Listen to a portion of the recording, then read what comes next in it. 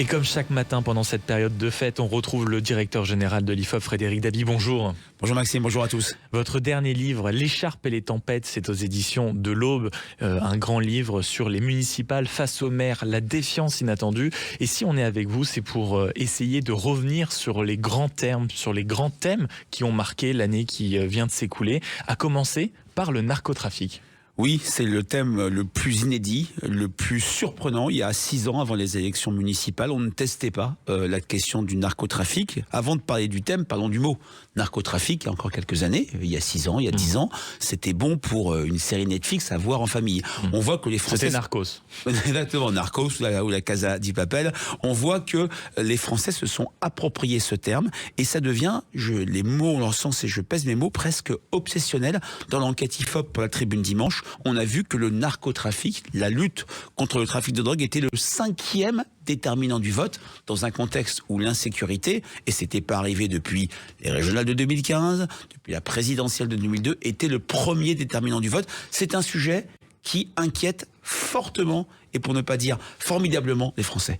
Mais Frédéric Dabi, quand vous dites que ce terme inquiète les Français, est-ce que ça inquiète uniquement les Français qui sont concernés au premier lieu par le narcotrafic ou vous sentez que c'est une inquiétude qui a, on va dire, un retentissement national ? Je prendrai votre deuxième hypothèse, un retentissement national. Vous avez cité très gentiment ce livre. Tous les maires de grandes communes, les maires de métropole, de villes moyennes, de communes rurales, nous ont parlé du narcotrafic, nous ont dit que les habitants étaient préoccupés par rapport à cela et que c'était pas un enjeu étanche. Bien sûr, le lien le plus fort, c'est par rapport à la question de l'insécurité.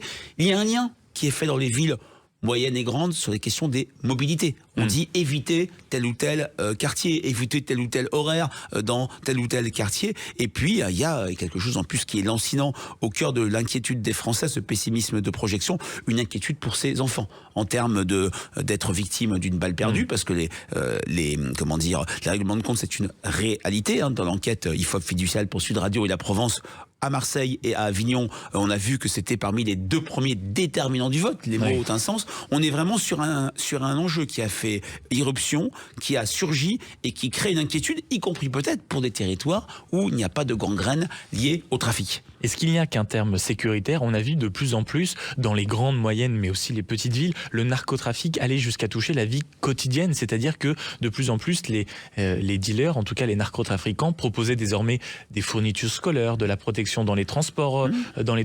Ils aidaient peut-être à monter les courses dans certains quartiers. Donc ça n'est que la dimension sécuritaire où il y a l'inquiétude du narcotrafic vis-à-vis de l'emprise sur la vie aussi sociale. Bien sûr, c'est d'abord et avant tout cette dimension sécuritaire. On voit que c'est une sorte de carburant de ce sentiment qu'on ne se sent pas bien dans sa ville, et dans un contexte où le national, malgré l'action reconnue de Gérald Darmanin et du ministère de l'Intérieur, ne fait pas le job en matière de lutte contre l'insécurité, ça redescend, ça ruisselle vers une attente très forte vis-à-vis des maires. Les maires sont très questionnés, pour ne pas dire challengés, sur cette question du narcotrafic. Et puis, c'est un enjeu, effectivement, je reprends votre terme, Maxime, qui s'inscrit dans une forme de quotidienneté. Je parlais des quartiers où l'on ne va pas, je parlais effectivement de sortes de micro-sociétés. Alors, heureusement, ça reste minoritaire, mais dans des villes, on a parlé d'Avignon, on a parlé de Marseille, de villes du Nord, des villes frontalières de la Belgique ou de l'Allemagne, on voit qu'il